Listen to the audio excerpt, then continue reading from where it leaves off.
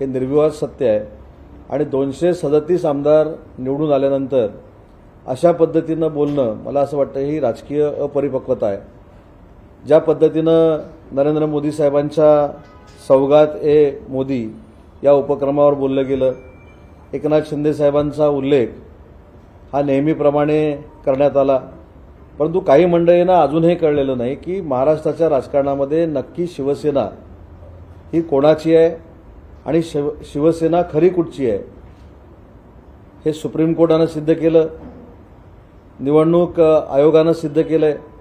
पण जी लोक सांगत होती आम्हाला की मतदारांच्या दारात जाऊन तुम्ही मतं मागा मग कळेल शिवसेना कोणाची आहे, त्या मतदारांनी देखील उत्तर दिलं की वंदनीय बाळासाहेबांचा विचार पुढे घेऊन जाणारी धनुष्यबाणाची शिवसेना ही मुख्य नेते एकनाथ शिंदे साहेबांची आहे आणि त्या धनुष्यबाणाच्या शिवसेनेवर महाराष्ट्रातल्या जनतेनं प्रेम केलं। आम्ही 80 जागा लढलो, 60 जागा आम्ही जिंकलो। युबीटी 100 जागा लढली, 20 जागा त्यांनी जिंकलं।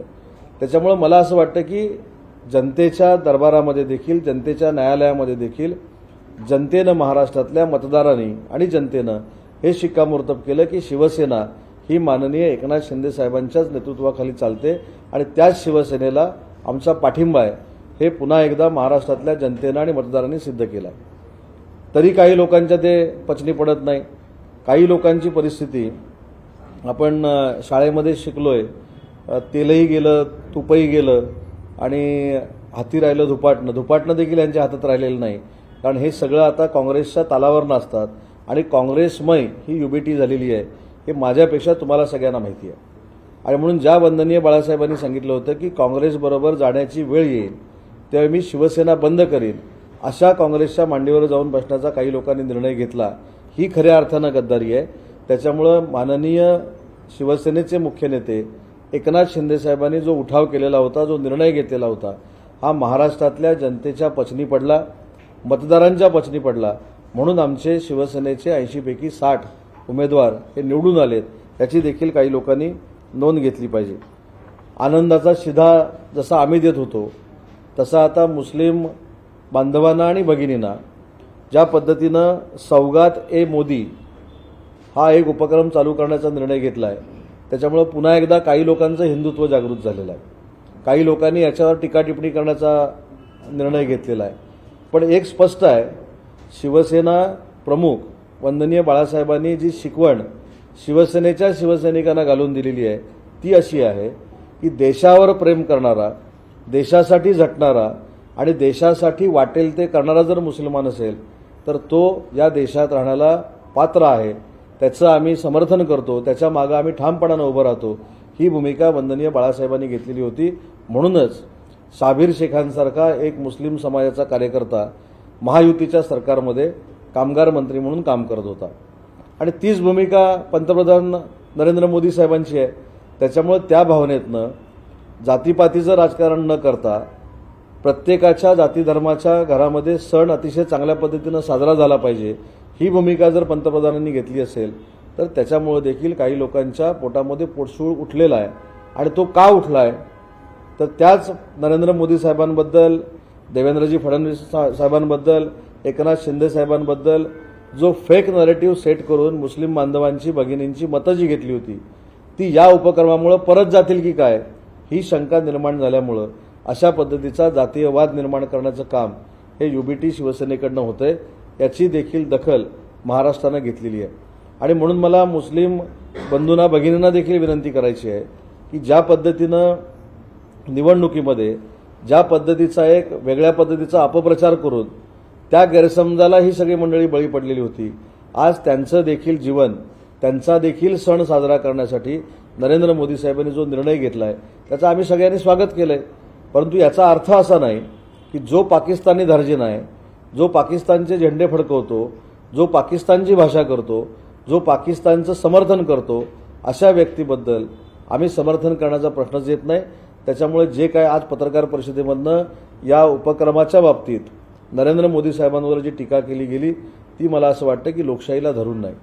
काही लोक सांगतात की आम्ही लोकशाही मानत नाही, काही लोक सांगतात की आम्ही घरं पाडतो, तर आम्ही घरं पाडतो, शिवसैनिकांनी काहीतरी तो स्टुडिओ फोडला अशा गोष्टी सांगत असताना काही लोक सोयीस्कररित्या विसरतात की कंगना राणावतचं घर पाडण्यासाठी जो JCB पाठवला होता तो कोणी पाठवला होता?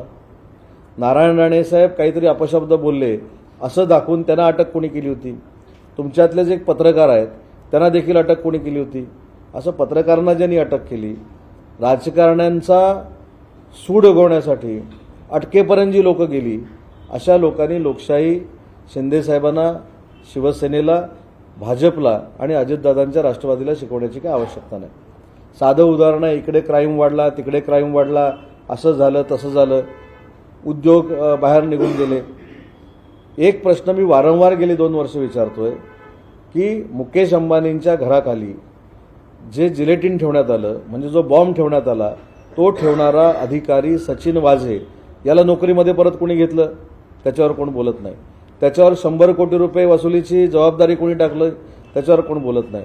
त्याच्यामुळे हे सगळं जे केलेली कृत्य आहेत ही काय फुसली जाणार नाहीत आणि ती फुसावीत म्हणून जर कोण पत्रकार परिषद घेत असेल तर जनतेनं शिवसेना ही वंदनीय बाळासाहेबांच्या विचाराचीच असली पाहिजे. म्हणून 80 पैकी 60 आमदार हे आमचे निवडून दिलेले आहेत आणि म्हणून सारखी टीका करायची. त्याच्यानंतर शेतकऱ्यांसाठी काही केलं नाही, शेतकऱ्यांसाठी काही दिलं नाही, कांद्याचा प्रश्न कोणी सोडवला? अधिवेशनामध्ये प्रत्येक आयुधावर चर्चा झालेली आहे, शेतकऱ्यांवर चर्चा झालेली आहे. 2100 रुपयाच्या महिला भगिनींच्या काहीतरी मुख्यमंत्री माझी लाडकी बहीण योजनेवर चर्चा झाली. शेवटी आपण जे 5 वर्षाचं काही काम ठरवतो अजेंड्याच्या रूपाने, ते 5 वर्षामध्ये पूर्ण करायचं असतं. आणि म्हणून काल देखील मुख्यमंत्र्यांनी आणि उपमुख्यमंत्र्यांनी शिंदेसाहेबांनी सांगितलं की जी कमिटमेंट महाराष्ट्राच्या जनतेला, मतदारांना आम्ही केलेली आहे ती आम्ही 5 वर्षामध्ये पूर्ण करणार आहोत. त्याच्यासाठी आम्हाला सल्लागाराची आवश्यकता नाही. त्याच्यामुळे जे आपण करू शकलो नाही ते शासनानं केलंय हे देखील ज्यांना कळत नाही ते आज आमच्यावर टीका करायला लागलेले आहेत. या 1500 रुपयाला अडचण करण्याचं काम हे काँग्रेसच्या एका पुढाऱ्याच्या PAनं केलं कोर्टात जाऊन, हे देखील तुम्हाला माहिती आहे. त्याच्यामुळे महाविकास आघाडी पूर्ण माझी लाडकी बहीण योजना या योजनेच्या विरोधामध्ये होती. ती योजना महिला भगिनींपर्यंत पोचू नये यासाठी ते प्रयत्न करत होते आणि म्हणून अशा योजना थांबवण्यासाठी ज्यांनी प्रयत्न केला, गिरीश महाजन साहेबांसारख्या एका मंत्र्याला एका कायद्याखाली अडकवण्याचा प्रयत्न ज्यांनी केला, माननीय देवेंद्रजी आज जे विद्यमान मुख्यमंत्री आहेत त्यांची अचानक सुरक्षा काढून घेण्याचा ज्यांनी निर्णय घेतला, माननीय एकनाथ शिंदे साहेबांना नक्षलवाद्यांकडनं ठार मारण्याची धमकी असताना त्यांची सिक्युरिटी काढण्याचा ज्यांनी निर्णय घेतला, त्यांनी लोकशाहीचं अस्तित्व काय आहे किंवा संविधानाबद्दल आम्हाला शिकवण्याची अजिबात गरज नाही. आणि म्हणून मला एवढंच सांगायचं आहे की जे अधिवेशन पार पडलं हे महाराष्ट्राच्या हिताचं पार पडलं. महाराष्ट्राच्या प्रत्येक घटकाला न्याय देणारं हे अधिवेशन होतं. ज्यांनी अधिवेशनात येऊन कामकाजातच सहभाग घेतला नाही किंवा जे फक्त दुसऱ्यावर टीका करण्यासाठी आणि तुमच्या समोर पोडियमवर येऊन टीका करण्यासाठी सभागृहामध्ये होते, त्यांनी एकनाथ शिंदेना विधानसभेतल्या किंवा देवेंद्रजींना विधानसभेतल्या कामकाजाची आठवण करून देण्याची काही गरज नाही. त्याच्यामुळं काही लोकांनी पहिल्यांदा तासनतास विधानसभेमध्ये किंवा विधान परिषदेमध्ये येऊन बसलं पाहिजे.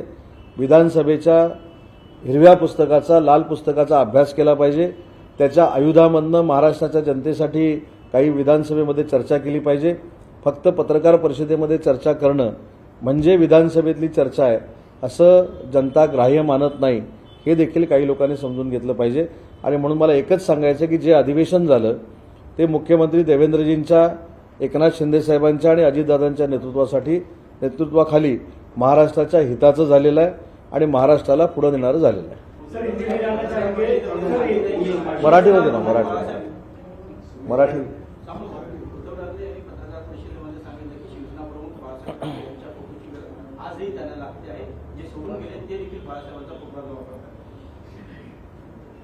मला जी माहिती आहे आणि मला जे माहीत आहे, वंदनीय बाळासाहेबांचा विचार हा एकापुरता किंवा एका कुटुंबापुरता मर्यादित नव्हता.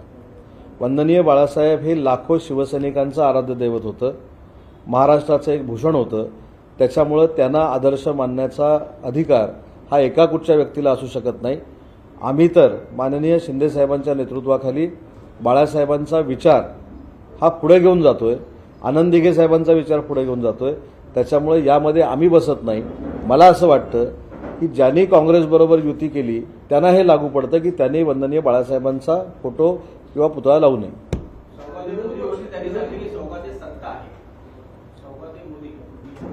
मी त्याचं देखील तुम्हाला कारण सांगितलं की महत्त्वाचा मुद्दा कसा आहे की भारतामध्ये जो राहतो, हिंदुस्थानामध्ये जो राहतो, त्यानं प्रामाणिक देशाशी राहिलं पाहिजे, हेच वंदनीय बाळासाहेबांचं म्हणणं होतं. नरेंद्र मोदी साहेबांचं देखील हेच म्हणणं आहे. जी मुस्लिम व्यक्ती देशावर प्रेम करते, जी मुस्लिम व्यक्ती देशासाठी बलिदान देण्यासाठी पुढे येते, अशा व्यक्तीबद्दल आदरच असला पाहिजे. पण जी व्यक्ती कुठच्याही जाती धर्माची असू दे, जी देशाला पाण्यात बघते, पाकिस्तानचं गुणगान गाते, पाकिस्तानचे झेंडे, आता पाकिस्तानचे झेंडे कोणी दादरला फडकवले? आम्ही. तुम्हीच दाखवलं की पाकिस्तानचे झेंडे ज्यांनी फडकवले, ज्यांच्या रॅलीमधनं पाकिस्तानच्या घोषणा देण्यात आल्या, अशांनी खरं आत्मचिंतन केलं पाहिजे. आणि पाकिस्तानच्या घोषणा देणाऱ्यांचं समर्थन आम्ही करत नाही, अशा प्रवृत्तीच्या आम्ही विरोधात आहोत. परंतु मोदी साहेबांनी जो निर्णय घेतला तो जसं प्रत्येक जाती धर्मामध्ये गरीब बंधू भगिनी आहेत तसं मुस्लिम समाजामध्ये देखील आहे आणि त्यांचा सण देखील अतिशय आनंदामध्ये व्हावा म्हणून तो घेतलेला अतिशय योग्य निर्णय आहे.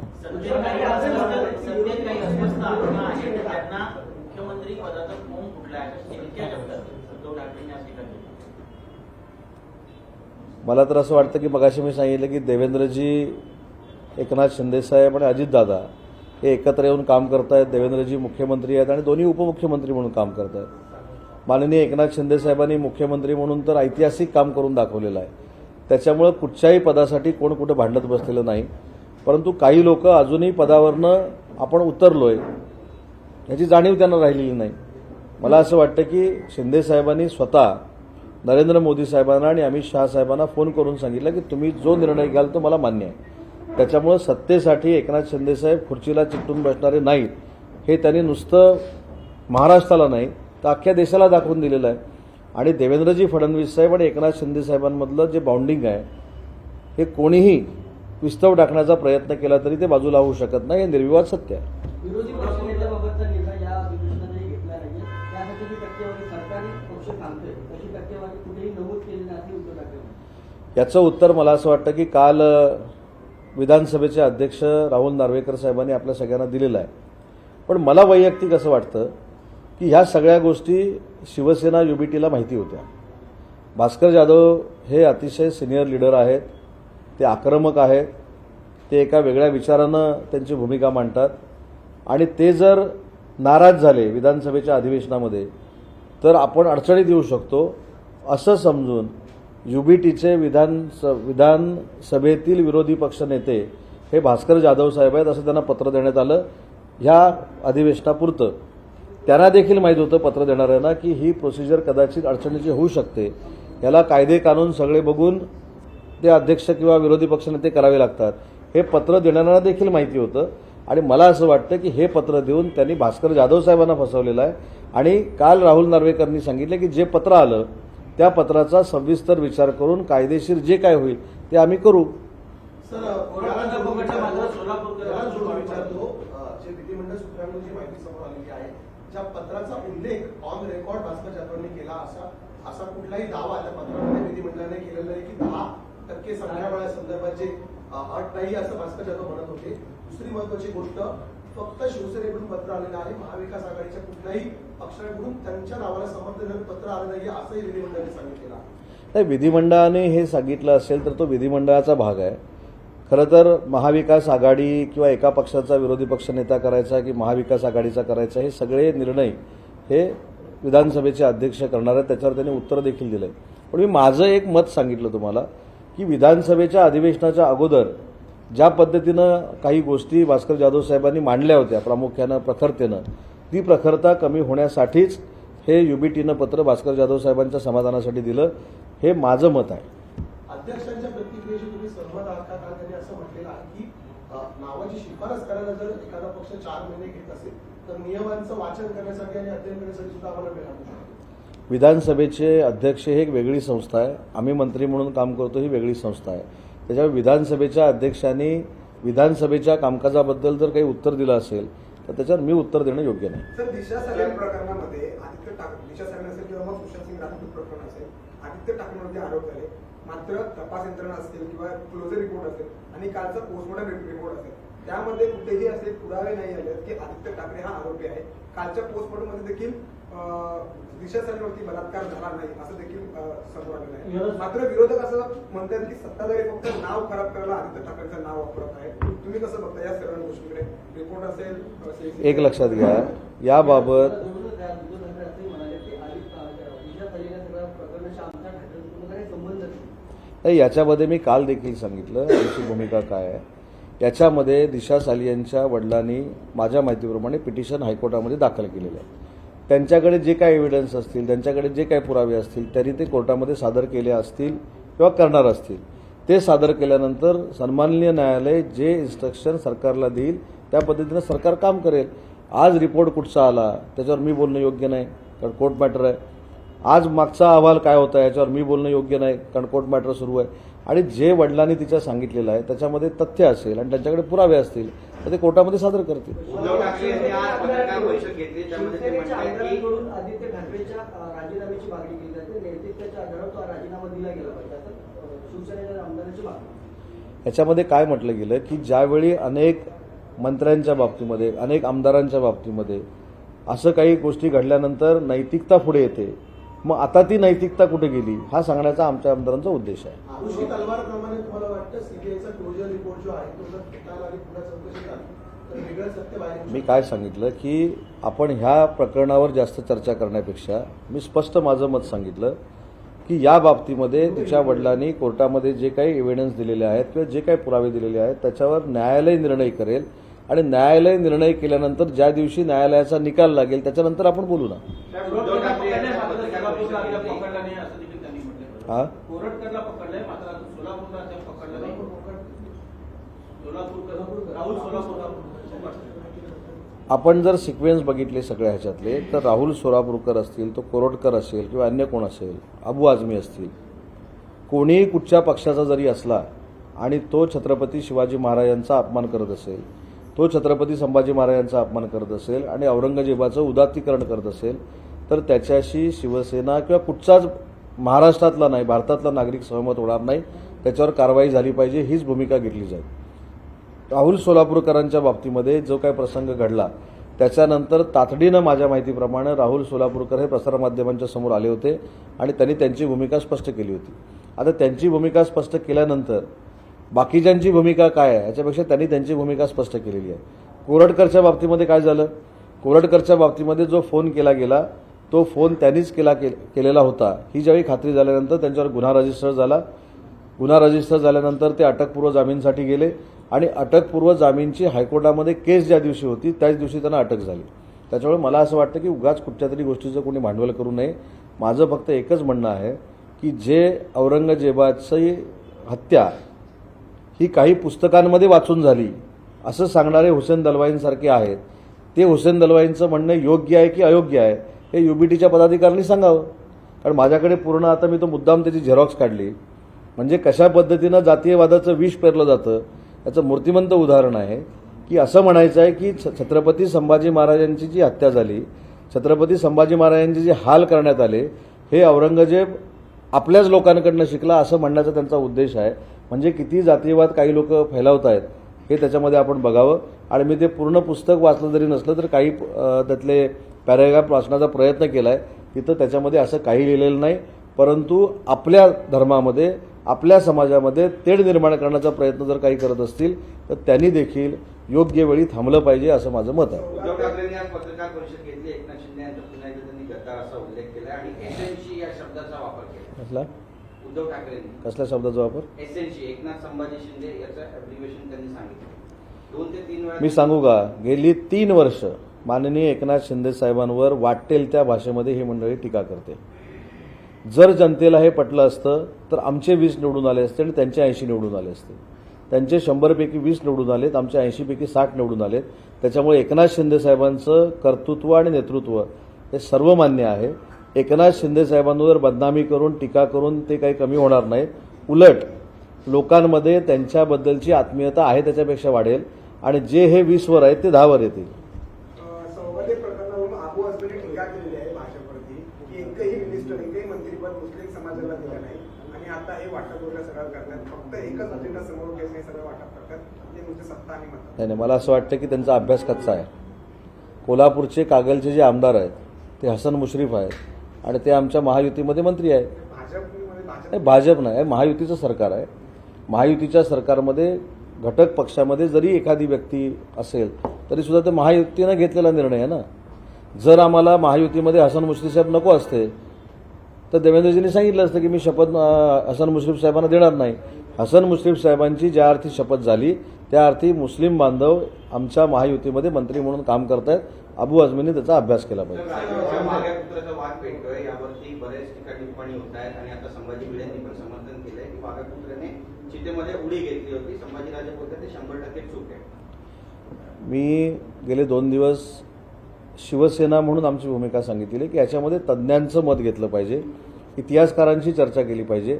छत्रपती संभाजी महाराजांनी जे काय म्हटलेलं आहे ते पत्र मुख्यमंत्री महोदयांकडे पोहोचलेलं आहे. त्याच्यामुळे मुख्यमंत्री महोदय देखील सगळ्या इतिहासकारांशी चर्चा करून, तज्ज्ञांशी चर्चा करून योग्य तो निर्णय घेतील. तर कुणाल कामरावरती गंभीर आरोप केला जातो की काही दहशतवादी संघटनांकडून त्याला फंडिंग करण्यात आलं होतं. पंतप्रधान असतील, मुख्यमंत्री असतील किंवा एकनाथ शिंदे जे असतील यांच्यावरती टीका करण्यासाठी एखादी माहिती वापरली गेली. नाही, याच्यामध्ये तथ्य असू शकतं, याची सविस्तर चौकशी झाली पाहिजे. आणि मला आपल्याला देखील विनंती करायची आहे की एखादी व्यक्ती मुंबईच्या, महाराष्ट्राच्या बाहेर राहून नरेंद्र मोदी साहेबांवर टीका करते, एकनाथ शिंदे साहेबांवर टीका करते, आज देवेंद्रजींवर पण त्यांनी टीका केलेली आहे, त्यांनी मुंबईमध्ये येऊन करावी ना. मुद्दा असा आहे की एखाद्या माणसाला आपण किती लायकीपेक्षा मोठं करणार, जे विरोधक करतायत. आणि आपण पहिल्या दिवशी काय सांगितलं, ही कामरामध्ये विकृती आहे, पण त्याचं समर्थन करणारे महाविकृत आहेत. जर कोणाला जर शिवसेनेच्या समोर आला मुंबईमध्ये तर शिवसेने काय करणार? सांगायचं असतं. श्रीगोंदा येथील बहादूर गड जो आहे त्याचं नाव धर्मवीर गड करावं अशी मागणी भाजपचे आमदार विक्रमसिंह पाचपुते यांनी केलेली आहे. कारण याच गडावरती छत्रपती संभाजी महाराज या संदर्भामध्ये मी एक सांगू का, इतिहासाच्या बाबतीमध्ये पूर्ण इतिहास वाचल्याशिवाय मी त्याच्यावर काही बोलणार नाही. कारण शेवटी त्याला वेगवेगळे पैलू असतात. त्याच्यामुळे त्यांनी मागणी मुख्यमंत्र्यांकडे केलेली आहे. मगाचंच उत्तर जे कुठचा वाघ्या कुत्राच्या बाबतीमध्ये जे मी उत्तर दिले तेच की इतिहासकारांना विचारावं, तज्ज्ञांशी चर्चा करावी, त्याच्यानंतर निर्णय घेऊ आम्ही. सर, हिंदी में जानना चाहिए, सुबह में मोदी प्रोग्राम स्टार्ट हुआ है, उसको लेकर 2 डायरी के बयान सामने आया है. 2 डायरी देते हैं कि पहले ये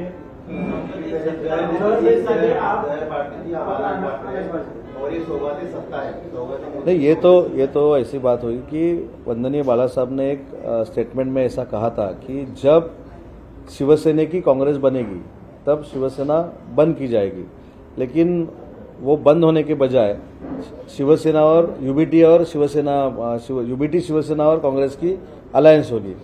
तो अभी इन्होंने मोदी साहब को सलाह देना, एडवाइस देना, ये उचित है क्या, ये उन्होंने सोचना चाहिए. और एक बात ऐसी है कि जो देश में रहता है, जो मुसलमान हो, हिंदू हो, जो देश प्रेमी है, उसका समर्थन हम करते हैं. वो कह रहे हैं कि ये सिर्फ चुनाव की नोटंकी है, सामने चुनाव है, बिहार का चुनाव है. एक तरफ आप जो है सौगातें मोदी कर रहे हैं और दूसरी तरफ नमाज की पाबंदी कर रहे हैं. यूपी में, बिहार में करते हैं. अगर नौटंकी है तो पिछले 3 साल से क्या क्या नौटंकी हो गई है, कहाँ कहाँ हो गई है, इसका भी एनालिसिस करना पड़ेगा. उसके बारे में प्रेस कॉन्फ्रेंस लेना पड़ेगा. लेकिन नरेंद्र मोदी साहब ने जो निर्णय लिया है, जो डिसीजन लिया है, वो ये देश की परंपरा का निर्णय है और उसका हम स्वागत करते हैं. ये जो नमाजबंदी की जो बात, पाबंदी लगाई गई है यूपी में, वहाँ पर केसेस दर्ज किए जाएंगे, पासपोर्ट जब्त किया जाएगा, उसको लेकर क्या? नहीं, इसमें ऐसा है कि जो प्रेस कॉन्फ्रेंस हो रही है इसका मतलब यह है कि अभी ये प्रोग्राम से जो मुस्लिम भाई और बहनों का वोट मिला था वो वापस जाने वाला है, ये डर है, इसलिए ये प्रेस कॉन्फ्रेंस शुरू है. और जो यूपी गवर्नमेंट ने निर्णय लिया है वो यूपी गवर्नमेंट का निर्णय है. संजय निरुपम साहब जो है आपकी पार्टी के, उन्होंने भी ये मांग की है प्रेस कॉन्फ्रेंस. नहीं, मैंने वही बोला, संजय निरुपम साहब ने मांग की हो या किसी और ने की हो, उसका पूरा इन्फॉर्मेशन लेना पड़ेगा, उसके ऊपर डिस्कस करना पड़ेगा, शिंदे साहब से बात करनी पड़ेगी और बाद में ही उसमें बयानबाजी करना अच्छी बात है. कामरा ने शिंदे साहब बहुत से लोगों के बारे में बोला है, निर्मला सीतारमण जी के बारे में भी बहुत बुरी टिप्पणियां की है, मोदी जी को लेकर की है. तो उसको लेकर कैसे देखते हैं, ये रोज एक रिलीज हो रहा है? नहीं, मुझको ऐसा लगता है कि कामरा का जो मामला है, कामरा ही है ना उसका नाम, कामरा का जो कुणाल कामरा का जो मामला है, वो जो वहां बैठ के बयानबाजी कर रहा है उसको, अभी कल उन्होंने देवेंद्र जी के ऊपर भी कुछ बयानबाजी की, कुछ डाला है, तो उसको आपने भी, यानी आपके माध्यम से मैं कहना चाहता हूँ, वहां बैठ के कुछ जो वो कर रहा है उसने मुंबई में आके करना चाहिए। बाद में देखेंगे बीजेपी वाले क्या करते हैं, हम क्या करते हैं, एनसीपी वाले क्या करते हैं। फंडिंग की बात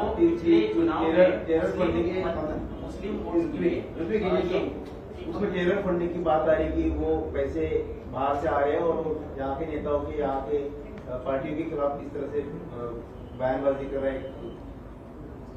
कौन? कुणाल का बाहर के लोगों से पैसा लेके? नहीं, ये इसका तो पूरा इंक्वायरी होना चाहिए, क्योंकि अगर ऐसा कोई कर रहा है तो उसके ऊपर कार्रवाई होनी चाहिए। सर, पिछले विधानसभा चुनाव में या तो लोकसभा चुनाव में यूपी के चुनाव को मुस्लिम वोट और इसी को लेकर वो हिस्सा लेना चाहे, इसकी वजह से वो अब सौगातें मोदी की विडंबना कर रहे हैं, ऐसा आप लोग मराठी नेता उसको बात। नहीं, सही बात है, क्योंकि एमपी के इलेक्शन में और विधानसभा के इलेक्शन में जो ये वोट ट्रांसफर हो गए थे यूबीटी के पास, अभी उनको डर है मोदी जी के नेतृत्व में सौगात ए मोदी, ये जो उपक्रम वो बना रहे, वो चला रहे, उसकी वजह से वापिस वोट उनके पास जाएंगे, ये डर है, इसलिए वो प्रेस कॉन्फरन्स हो रही है। अजून एक महत्वाची गोष्ट सांगतो की पत्रकार परिषदेमध्ये एसनशी असा काहीतरी उल्लेख केला, बरोबर आहे, ते इसेन्शियल असं आहे, लक्षात आलं का? ती इसेन्शियल लिडरशिप ऑफ महाराष्ट्र असं आहे ते, त्यांना ते तेवढ्यापुरतं मर्यादित राहिलं, पण आमच्या दृष्टीनं ती लिडरशिप महाराष्ट्राला महत्वाची आहे, उपयुक्त आहे, म्हणून त्यांनी जो त्या शब्दाचा अपभ्रंश करण्याचा प्रयत्न केला तो तसा नाही आहे, ते इसेन्शियल लिडरशिप ऑफ महाराष्ट्र अशा पद्धतीचा तो उल्लेख आहे, आणि ते नामकरण एकनाथ शिंदे साहेबांचं केल्याबद्दल त्यांना मनापासून आम्ही धन्यवाद देतो। सर, एक कामरा संदर्भात एक प्रश्न आहे। कामरा आहे परत एक सोशल मीडियावर एक व्हिडिओ समोर आलाय, त्यामध्ये तो बोलतोय की आम्ही यूएसए मध्ये वगैरे देखील असे जे कार्यक्रम आहेत ते करतो, तिकडे देखील आरएसएसचे समर्थक आहेत, भाजपचे समर्थक आहेत, मात्र आम्ही तिकडे जेव्हा कार्यक्रम करतो तर आम्हाला कोणीच धमकी देत नाही की आम्ही तुमचा नाही, त्याला तो इतका सद्ग्रस्त आहे की त्याला कोणच धमकी देत नाही। पण आपल्याला माहितीसाठी मी सांगतो की देशाच्या अर्थमंत्री जे आहेत निर्मला सीतारामन, त्यांना वापरलेली भाषा, सर्वोच्च न्यायालयाचे न्यायाधीश यांना वापरलेली भाषा, नरेंद्र मोदी साहेबांना वापरलेली भाषा, एकनाथ शिंदे साहेबांना वापरलेली भाषा, मुकेश अंबानींना वापरलेली भाषा, आनंद महेंद्रांना वापरलेली भाषा, ही जर आपण वाचली किंवा ऐकली तर ती आपण सार्वजनिक ठिकाणी नाही, एकटा सुद्धा बोलू शकत नाही, अशी ती भाषा आहे। मग अशी भाषा चालेल का? अभिव्यक्ती स्वातंत्र्य याचा अर्थ कुणी यावं, काही शिवीगाळ करावी अशातला भाग नाही। जर शिवीगाळ केली, बदनामी केली तर गुन्हे दाखल व्हावे हे संविधानामध्ये आहे। त्याच्यामुळे त्याला जे वाटतं ते सगळं योग्य हे होणार नाही, आणि म्हणून मगाशी मी सांगितलं की त्याला खरोखरच हौस असेल तर त्यांनी शिवाजी पार्कला मोठा कार्यक्रम करावा, त्याच्यात त्यांनी कविता करावी, त्यांनी इथे यावं। एवढा मोठा जर तो पॉप्युलर माणूस आहे त्यानं शिवाजी पार्कला येऊन कार्यक्रम करावा ना, त्यांनी तारीख वेळ सांगावी। समस्या तुमची पण रंगभूमीची पार्श्वभूमी राहिली, रंगभूमीची काही पुढे